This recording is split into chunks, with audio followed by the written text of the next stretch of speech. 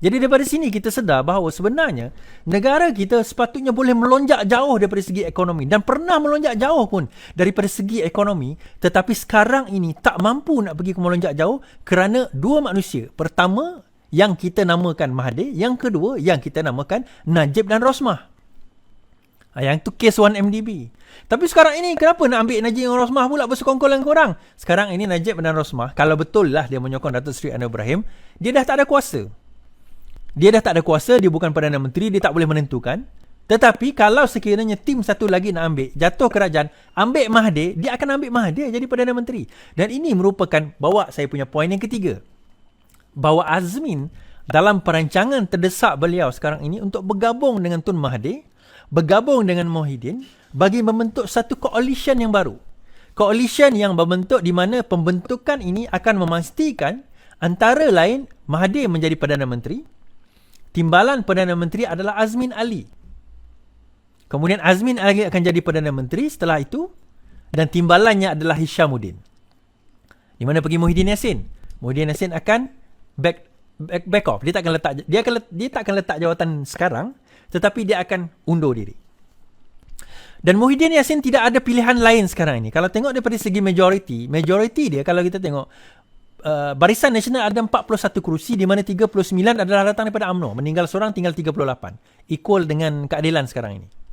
So daripada situ, kalau kita tengok daripada segi kekuatan, UMNO itu antara yang second, yang paling kuat sama dengan keadilan. Yang paling kuat sebenarnya DAP, 45 kerusi. Tetapi dia tak akan consider DAP lah, don't worry.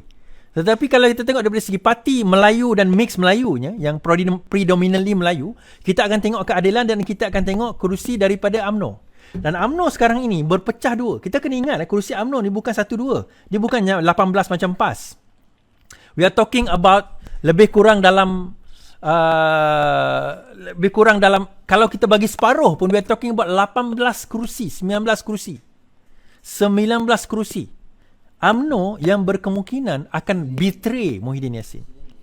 So persoalannya, mampukah, cukupkah kerusi di mana kalau bergabung dengan Mahathir membentuk kerajaan baru? That is another question. That begs another question, kita kata. Sebab itu bagi saya kalau sekiranya kita nak bawa benda ini jauh, kalau kita sekarang kita nak bawa benda ini jauh, kita kena pastikan bahawa sokongan itu adalah kepada Datuk Seri Anwar Ibrahim.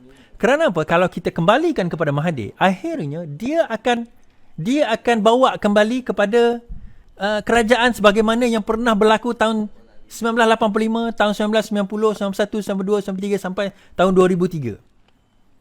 Itulah kerajaan yang ditinggalkan, Malaysia yang ditinggalkan kepada kita. Bank Bumiputra Malaysia Berhad, salah satu bank yang mempunyai aset terbesar di Asia, kalah Bank of Thailand, hampir bankrupt disebabkan oleh Mahathir.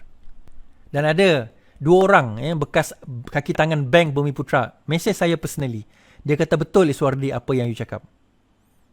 Saya sendiri dalam bank negara bekerja, bekas staf bank negara. Bagaimana kita orang menerima arahan.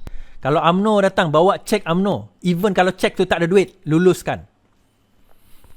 That's how bad it was during that time. Ini orang yang mesej saya. Orang yang mesej saya. So kenapa Azmin akan memastikan bahawa rancangan ini tidak berjaya? Kerana beliau tahu beliau akan dimasukkan dalam penjara. Sekarang ini case against Azmin dah ada. Kita dah ada case against Azmin, against Kartel, against Zuraidah. Kita ada cases against mereka-mereka yang melompat ini. Bukan yang 10 juta tu cerita lain. You are talking about criminal cases against setiausaha politik mereka. Against dia punya setiausaha khas mereka. Kita tahu mana mereka simpan duit. Kita tahu ke mana mereka dibelanjakan. Dan kita ada dokumen, termasuk dokumen seseorang yang bernama Cikgu. Minta projek sana sini. Kita ada dokumen-dokumen tu. Selama ni dia kenakan orang lain kan. Hari ni aku cerita pasal kau pula. Seseorang yang menggunakan nama Cikgu. Cikgu apa? Cikgu. Bukan Cikgu Syahri dokumen itu ada pada saya. Cuma kenapa kita tak dedahkan sekarang? Kalau kita dedahkan sekarang, tak pergi ke mana benda tu. Once kerajaan bertukar, sebab kriminal dia tak ada limitation period. Crime ni tak ada limitation period. Dia bukan macam kontrak ada setahun, ada 6 tahun, ada 4 tahun, tak ada.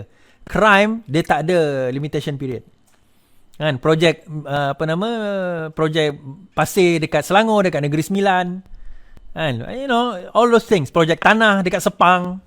Kita tahulah projek Yayasan Selangor. We know that stories and we have evidence against that. Cuma kita tak keluarkan sekarang. Macam saya kata. Dan Azmin ketak lutut sekarang ini sebab dia tahu we have all that documents. Kita dah ada benda tu. Cuma kita perlu the right time to strike. Sebab suka atau tidak, high profile case akan dirujuk kepada Perdana Menteri. Be it SPRM ke, be it kes jenayah biasa ke, dia akan dibawa kepada Perdana Menteri dan Perdana Menteri akan kata, okay, proceed or not. So kalau Perdana Menteri itu masih yang itu, macam mana nak proceed? Betul tak? Keadilan tu tak ada kat situ. So, sebab itu essential sekarang ni bagi Azmin untuk memastikan bahawa kerajaan ini tidak bertukar.